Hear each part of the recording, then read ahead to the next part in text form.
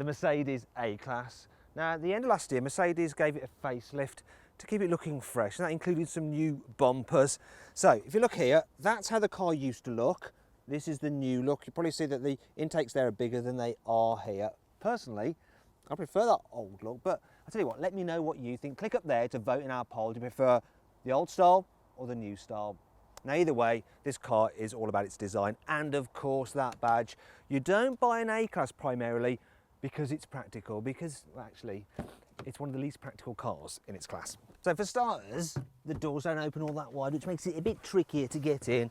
And once you're inside and you shut the door, you think, oh my God, it's a bit dark and dingy in here. Those windows are quite small, and this sloping roof does make it feel just a bit claustrophobic. Kids, yeah, they won't like that. Another thing with the sloping roof, it does limit headroom. I'm okay, I'm about 5'11"-ish, but people over 6 foot are going to struggle, which is a bit of a shame because knee room is actually pretty decent. Now, this car does have exposed Isofix fittings down there, so it's easy to fit a child's seat base. And while there is a hump in the floor, it's not that big, so with 3 in the back, it's just about bearable. A bit better with 3 in the back than some of its rivals, just not as good as its rivals with 2 in the back. Now, if you want more details on that, click up there to watch our in-depth practicality video. You'll be able to see how easy it is to fit a child seat and just how much stuff you can fit in this car's boot. Speaking of which, I'll try and summarise now. You see, the A-Class's boot is a little bit smaller than its rivals, and that limits what you can get into it. So does the fact that the opening is quite narrow, so it can be a bit of a pain to load wider items. It does try and make up for these failings with some underfloor storage there. The load lip isn't too high.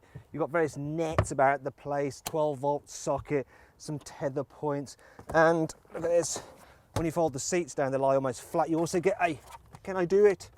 There we go, you can get a ski hatch for the car if you need it. And I'll just fold this one down so you can see the full load area. Flat low bay, so that does help. Now, this car, it starts from just under £20,000, which isn't bad considering how desirable it is. And if you click up there to go to carwow.co.uk, you can see the best deal you can get on an A-Class. Now, when you climb inside this car, it does feel pretty posh. So the design, it's nice and sporty. And on the whole, you think, quality's not bad. Then you look around a bit and you know some cheap plastics about the place, which you wouldn't expect in a Mercedes. These down here certainly don't pass, ow, yeah, that really hurt. The carwow flick test. And, you know, you can forgive it in some ways because the practicality is okay. You've got decent, if I can get into it, come on. There we go. You've got decent storage under there. Large door bins, front and back. A reasonable glove box. And equipment's generally okay, though I should point out that SE cars get a smaller screen than this, so you can upgrade it if you want to, and you can upgrade to the Command Online system, which, well, the Navi system, yeah, I don't think it's all that good. You're better off using the standard fit Android Auto or Apple CarPlay. Now, if you want to see our full review of the infotainment system, just click up there to watch our interior review, and you'll be able to have another good look around this car's cabin. So then, that's the Mercedes A-Class's interior dealt with. Now let's find out what it's like to drive. So when you first jump into this car, the low slung driving position and the firm suspension makes you think, hey, yeah, this feels pretty sporty. But you only have to go about, I don't know, let's say about 100 metres, and you soon realise this is not as fun to drive as an Audi A3 or BMW 1 Series. Because when you push it into a corner, it starts to run wide a little bit earlier than you might imagine, and the steering is so bleh that you have no idea what the front wheels are doing. And as you bounce down the road on that firm suspension, which is made worse if you've got larger alloy wheels or the lowered AMG line suspension, you think, wait a minute, I've been tricked here. Now, you can make it a little bit better, the suspension, by going for the optional dampers. They're around 500 quid, and they do make the car ride better, and they make it handle better as well, but it's still not as good as its rivals, you know. It just doesn't feel all that much like a Mercedes. One way it does actually feel like a Mercedes, though, is that the manual gearboxes aren't very good to use. The automatics are better.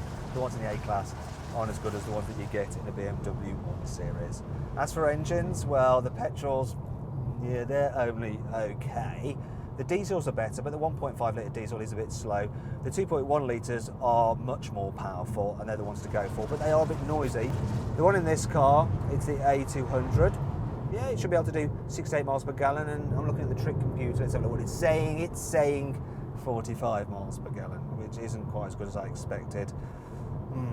What's also not as good as I expected is the visibility. So, big blind spot by this sweeping pillar. big blind spot by the pillars in the back, small rear window, so it's little wonder that Mercedes felt compelled to give this car a reversing camera as standard. Now, if you click up there, you can see for yourself what the visibility is like by joining me for a 360-degree passenger ride video. The A-Class has some other annoying traits. Here's 5. Some bits of this car just don't seem as solid as you'd expect a Mercedes to be. In UK cars, the pedals are set a little bit too much to the right, so you feel a bit twisted behind the wheel. There's very little room for your hand to operate the seat back control. It looks like 2 different companies designed the door trim and the dash because the two just don't fit together. You can only get 60-40 folding rear seats, not 40-20-40 like in some rivals. Bit of a shame if you like a bit of 3-way action. However, it's not all bad. There are quite a few things about the Mercedes A-Class which help make up for all this. Thanks to internet connectivity, you can get various apps for the car, including Twitter, so you don't have to use your phone. You can get the A-Class with all-wheel drive for superior road-holding grip. Some switches are finished in galvanised metal for a quality feel. You can get the car with 12 different ambient mood lighting colours to suit your mood or your lack of taste. The car can monitor your attention levels and will warn you if it thinks you're starting to fall asleep. Hey, come on, wake up, the vid's almost over.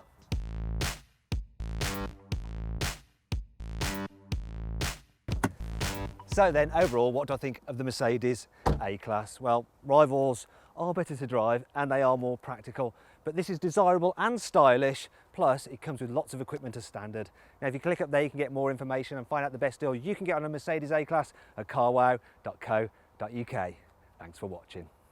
If you enjoyed this video, please like it, share it and subscribe to our channel. And if you click over there, you can watch our detailed practicality, infotainment and 360-degree passenger ride video for the Mercedes A-Class. Now, did you spot the Easter egg in this video? It was the facelifted A-team in the boot.